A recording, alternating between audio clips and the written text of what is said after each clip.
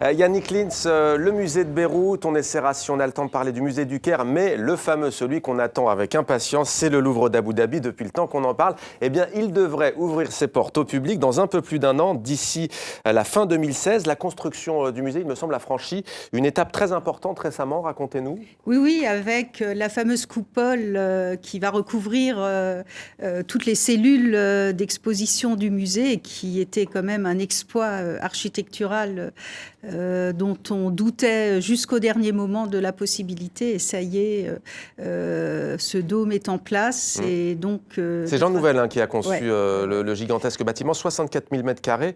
C'est un sacré bâtiment. En quoi est-ce, selon vous, important par les temps qui courent, si j'ose dire? Vous avez évoqué tout à l'heure le risque du repli sur soi. En quoi est-ce important aujourd'hui, dans cette région du monde, d'avoir le Louvre, au même titre d'ailleurs qu'en France, parfois on le voit aussi à Lens, en province, etc. Quelle est la dimension à la fois symbolique et culturelle? La commande des Émiriens était simple.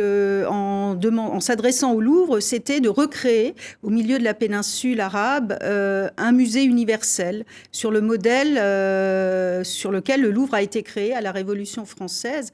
Ça veut dire que ça n'est pas le modèle d'un musée national devant refléter l'identité nationale. Mais pour le XXIe siècle et les siècles à venir, recréer dans cette partie du monde le reflet de ce qu'on considère être la culture de l'humanité dans ce musée-là. Donc le défi est énorme, mais je crois que c'est tout à fait nécessaire aujourd'hui de montrer qu'en plein cœur du monde arabe, on est capable d'avoir une vision mondiale et universelle de la culture.